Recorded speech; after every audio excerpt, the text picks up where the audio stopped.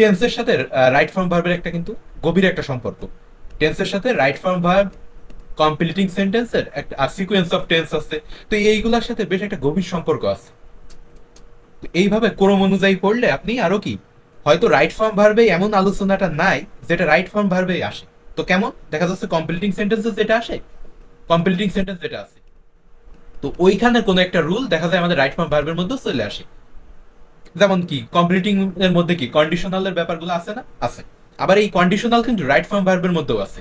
আবার কন্ডিশনাল নামে কিন্তু আলাদা একটা গ্রামারের টপিকও আছে আমাদের। সো এই যে কন্ডিশনাল, এটাও তো তো সাইডটার ভিতরে একটা কিন্তু কমন দেখা গেল আমাদের। তো এই বিষয়গুলো খেয়াল রাখতে হবে সবসময়। তো সেইভাবে আমি আমার একটা সিলেকশন করে দিয়েছি আমরা কোন বিষয়গুলো একসাথে পড়বো রিভিশনের সময়। তো শুরুতেই যে একসাথে পড়তে হবে এমন কথা নেই, তার বাট পড়তে পারলে আপনাদের ভালো। সো ঘড়ি ধরে কম সময়ে পড়তে হবে, অর্থাৎ এটা কাদের জন্য বলা হচ্ছে, যারা একেবারে হয়তো ইউনিভার্সিটি অ্যাডমিশন টেস্টের লাস্ট 1 মাস আছে আমার, বা লাস্ট 3 মাস, বা আমার যখন রিভিশন শেষ হয়ে যায়, বই যখন কমপ্লিট হয়ে যায়, তখন রিভিশন কিভাবে দিব তার উপর বলা। তো ঘড়ি ধরে কম সময়ে পড়তে হবে একটা টপিক, অর্থাৎ যে টপিকগুলো একসাথে আমাদের পড়তে হবে। অর্থাৎ শুরু করব আমরা কি দিয়ে, পড়ালেখা আমরা শুরু করব কোন কোন টপিক দিয়ে। সো শুরু করতে হবে কিন্তু আপনার পার্টস অফ স্পিচ দিয়ে, কারণ পার্টস অফ স্পিচই কিন্তু আপনাকে সকল কিছু শেখাবে। মানে যতগুলো সেন্টেন্সেস, যতগুলো ওয়ার্ড, যত কয় প্রকার ওয়ার্ড ব্যবহার হয় সেগুলো আপনারা বুঝতে পারবেন পার্টস অফ স্পিচে। যেমন noun, pronoun, adjective, adverb, preposition, conjunction, interjection, এরকম আছে না পার্টস অফ স্পিচ। তো এইগুলা প্রথমে জানতে হবে, কারণ এইগুলা যে কোনো সেন্টেন্স গঠনের মূল। তারপর নাউন জানতে হবে, কারণ যে কোনো কিছু নামই কিন্তু নাউন। আর আমরা যে কোনো কথা বলতে গেলে আমাদের কিন্তু নাম ব্যবহার করা লাগে। তো সেক্ষেত্রে কিন্তু আমরা নাউন ব্যবহারটা শিখবো। তো ডিটারমিনান্সও আমাদের লাগে। এখন দেখবো আর্টিকেল। আর্টিকেল কিন্তু লাগবে, কারণ যে কোনো নাউন এর আগে আমাদের কিন্তু আর্টিকেল বসানো লাগে। অর্থাৎ নির্দিষ্ট করে বলতে গেলে কিন্তু তখন আমাদের নাউন লাগে, যে এ বা অ্যান হবে নাকি দি হবে। তো সেক্ষেত্রে কিন্তু আর্টিকেল লাগে, কারণ আর্টিকেল কি একটা পরিমাণ নির্দেশ করে। এ বললে একটা নির্দেশ করে, দি বললে তার নির্দিষ্টতা প্রমাণ করে, আর অ্যান বললে ওইটা যে ভাওয়েল সেটা নির্দেশ করে। আর নাম্বার, নাম্বার তো আমাদের জানতে হবে প্লুরাল নাম্বার কি সিঙ্গুলার নাম্বার। জেন্ডারও আমাদের জানা লাগবে। মানে এইগুলা কিন্তু কমন সেন্স, এইগুলা শুরুতেই পড়ে নিতে হবে। আর প্রোনাউন, বিশেষ করে হু আর হুমের যে ব্যবহার খুবই ইম্পর্টেন্ট আছে। তো এইটার কিন্তু আমি একটা বিশ্লেষণ করছি আমার একটা ছোট ভিডিওতে, ওইটা দেখে নিতে পারবেন। পসেসিভ কিন্তু অ্যাডজেক্টিভ যেটা, ওইটার ব্যবহার কিন্তু খুব বেশি আছে। কারণ কি, কোনো কিছু কারো দখলে বুঝাইতে পসেসিভ অ্যাডজেক্টিভ প্রয়োজন হয়। রিলেটিভ প্রোনাউন, কোনো কিছুর সাথে সম্পর্ক নির্দেশ করতে রিলেটিভ প্রোনাউন প্রয়োজন হয়। সো আমাদের সামারি হচ্ছে কি, যে আমরা একসাথে পড়বো যে বিষয়গুলা, সেইগুলো আমাদের হচ্ছে একসাথে আমরা যে বিষয়গুলো পড়বো সেটা parts of speech, noun, article, number, gender, pronoun. So এই বিষয়গুলো যেন আলাদা করে না পড়ি, শুরুতে যেন এই বিষয়গুলো দিয়ে শুরু করি আমরা আমাদের পড়া। তারপরেই তো আমরা গ্রামারে যাব, ব্যাকরণে যাব তারপরে। মানে ব্যাকরণ যেটা রুল ভিত্তিক অংশ, সেই অংশে যাব তারপরে। এইগুলা পড়ার আগে না, এগুলাই আগে পড়তে হবে। এই গুরুত্বপূর্ণ টপিকগুলো নোট করতে হবে, আর এমন ভাবে পড়তে হবে যেন প্রতিটা টপিক রিভিশন দিতে 10 মিনিটের বেশি না লাগে। অর্থাৎ এইগুলা রিভিশন দিব আমরা কত, মাত্র 1 ঘন্টাতে। সো প্রচুর মনোযোগ কিন্তু আমাদের আনা লাগবে। সো এটা কিন্তু আমি শুরুর দিকের কথা বলি নাই আমি।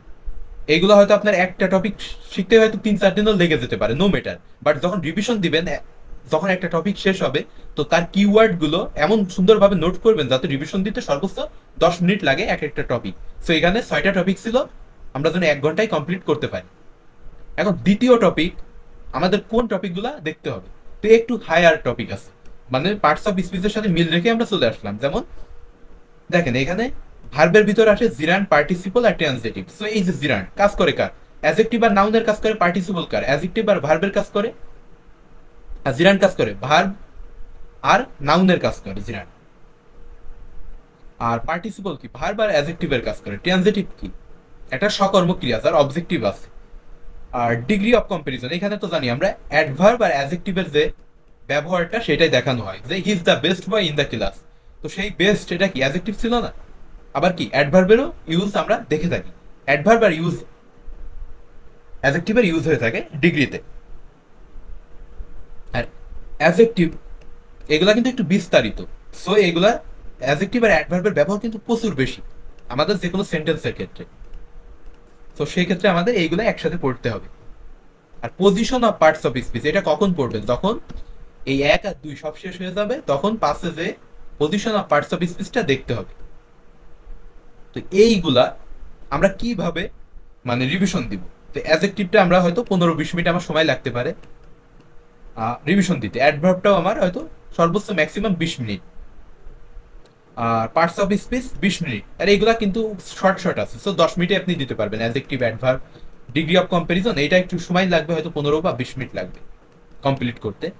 তো same word used as different parts of speech, এটা একটু বিস্তারিত আছে, কারণ এত যাবত যা আমরা পড়ে আসলাম সেগুলারই রিপিটেশন দেখতে পারবো এর ভিতরে। সো 20 মিনিট ধরে রাখলাম রিভিশন টাইম, তারা ফাইনাল থাকবে।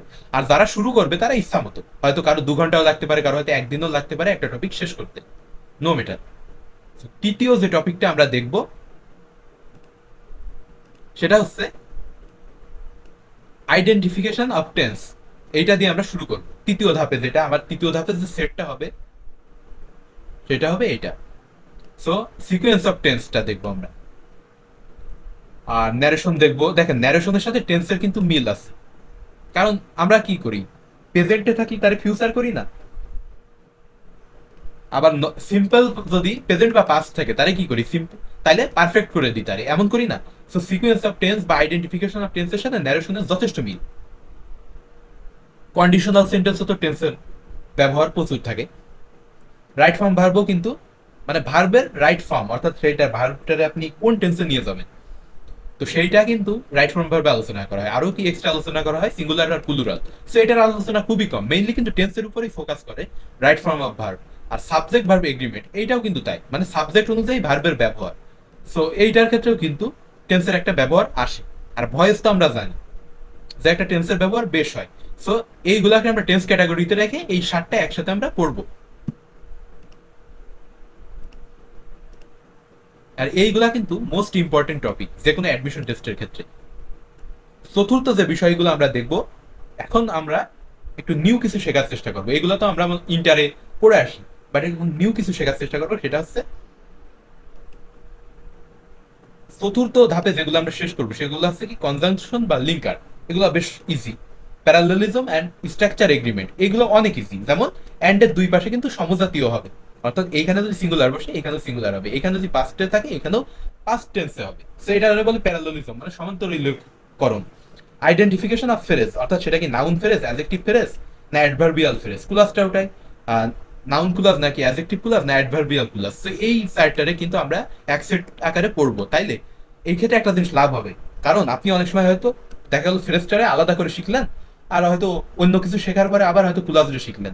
দেখেন আপনার একটা জিনিস শিখলে হবে না, কিন্তু তার ভিতর পার্থক্যকরণটাও শিখতে হবে। সো সমজাতীয় দুইটা জিনিস যদি একসাথে শিখতে পারেন তাইলে কিন্তু আপনারা তার পার্থক্যকরণটা ভালোভাবে ধরতে পারবেন। কারণ শুধু গ্রামার মুখস্থ রাখলে তো হবে না, পার্থক্যকরণটা শিখতে হবে।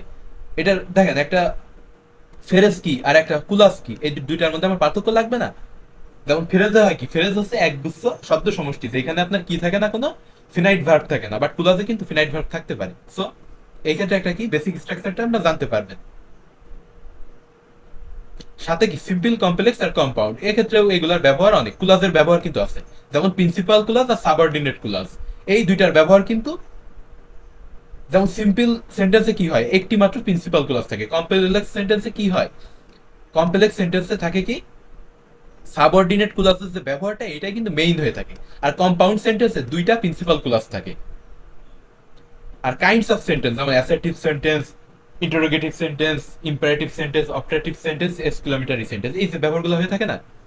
তো পঞ্চম যে টপিককে আমরা পড়বো ট্যাগ করছেন আর ডব্লিউএস করছেন আর ইমবেডেড করছেন। ইমবেডেড করছেন তো বোঝেন যে একটা সেন্টেন্স লাস্টে আপনার একটা হয়তো ইন্টারোগেশন চিহ্ন থাকবে, বাট প্রথমে যখন আপনারা কোশ্চেন করে ফেলেন দ্বিতীয়বারেই যখন আরেকটা সমজাতীয় সেন্টেন্স থাকবে সেখানে কেমন রূপ হবে, সেখানটার রূপ হবে কি সাবজেক্ট ভার্ব অবজেক্ট, যে রূপটা এই রূপে আসবে। এইটা হচ্ছে ইমবেডেড কোশ্চেনের রূপ, যে প্রথমে একটা থাকবে ডব্লিউএস ফর্মে, দ্বিতীয়টাকে ইমবেডেড কোশ্চেন। আর ডব্লিউএস কোশ্চেন এর উপর আমার একটা ভিডিও আছে, সেটাই কেমন আমরা কিন্তু মোট 8-9টা রুল শিখছিলাম, যে ডব্লিউ বা H plus auxiliary plus subject plus verb, তাহলে ডব্লিউ বা H plus subject plus verb এমন হইতে পারে।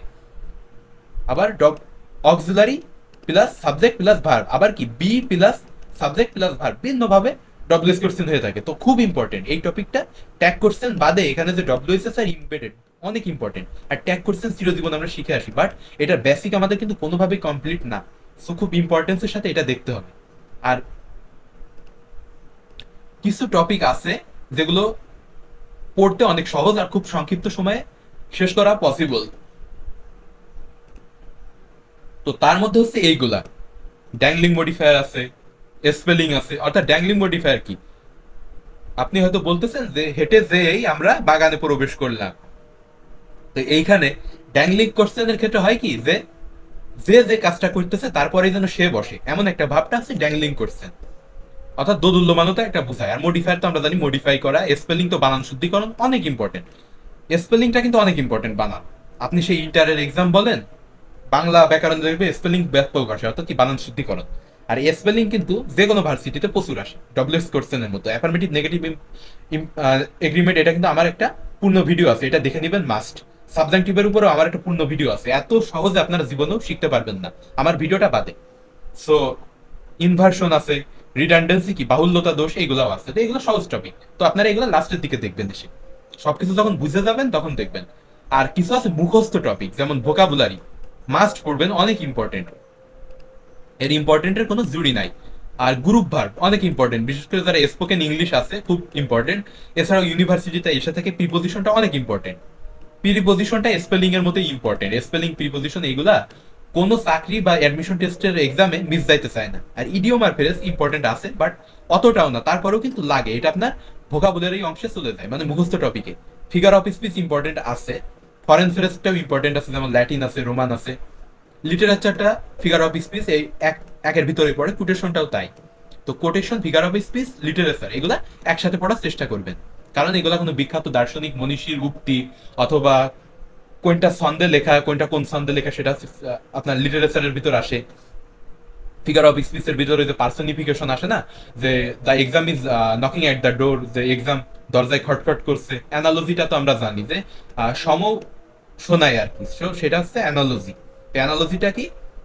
যে কোনটা কোন সম্বন্ধীয় সেটার সাথে মিল রাখতে হয় সেটা। আর ট্রান্সলেশন তো আমরা জানি, ঢাকা ভার্সিটি যারা রিটেন দেবে বেশ ইম্পর্টেন্ট ট্রান্সলেশন, আর একটা রাখার চেষ্টাই করে যে কোনো কম্পিটিটিভ এক্সামে। আর সাবস্টিটিউশন বা সিঙ্গেল ওয়ার্ড, এটা তো আমরা জানি যে এক কথায় প্রকাশ, যেটা এটার উপরেও আমার ভিডিও আছে, সেটাও দেখে নিতে পারেন।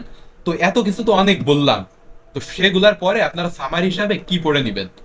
So pin point error. আচ্ছা, আপনি যদি ব্যাকরণই না বোঝেন, সবকিছু যদি না বুঝেন, তাহলে কিন্তু পিন পয়েন্ট ইরোরে হাত দিবেন না। তো সবকিছু যখন শেষ হবে তখন পিন পয়েন্ট ইরোরটা দেখবেন, তাহলে একেবারে ইজি লাগবে। পিন পয়েন্ট ইরোর অনেক সহজ আছে। তো সেন্টেন্স কারেকশন, এটাও মিল আছে, যে ভুলটা ধরা। পিন পয়েন্ট ইরোরও কাজ যেমন ভুল ধরা, সেন্টেন্স কারেকশনের কাজও ভুল ধরা। তো আমার এটার উপর একটা ভিডিও আছে, সেটা দেখবেন। মিসসেলেনিয়াস মানে কি? বিবিধ। মানে এইটাও ওই পিন পয়েন্ট ইরোরের মতোই, যে ব্যতিক্রমী অনেক কোনো কিছু ভুল ধরা হয়। ডিফারেন্ট বিটুইন ওয়ার্ডস বা পেয়ার ওয়ার্ডস, মানে সমজাতীয় যে ওয়ার্ডগুলো আছে, আইডেন্টিফাইং অফ মিসিং ওয়ার্ডস। তো এটাও অনেকটা একই রকম। তো লাস্টে থাকবে আমাদের কম্প্রিহেনশন প্র্যাকটিস। তো এটা আমরা 25টার বেশি কিন্তু করব না। আর আমরা চেষ্টা করব আমাদের ভোকাবুলারি স্ট্রং করতে।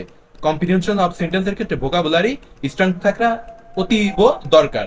সো এটা আর 25টার বেশি প্র্যাকটিস করব না। তো যে 25টা করব, ওই 25টার কিওয়ার্ড আমরা দাগায় রাখবো। তো রিডিং কম্প্রিহেনশনের উপরেও আমি আশা করি পরবর্তীতে একটা ভিডিও দিব। তো আজকের মতো এই পর্যন্ত। ইনশাল্লাহ এইভাবে আপনারা যদি প্র্যাকটিস করেন, তাহলে অ্যাকচুয়ালি আপনারা ধরতে পারবেন। অন্যথায় আপনারা যতই ভালো বই পড়েন, আপনাদের কোনো কাজ দিবে না। কারণ কি? তখন আপনারা সেমের ভিতরে ডিফারেন্সিয়েশন বা পার্থক্যীকরণটা কিন্তু করতে পারতেছেন না। তো আজকের মতো এই পর্যন্তই।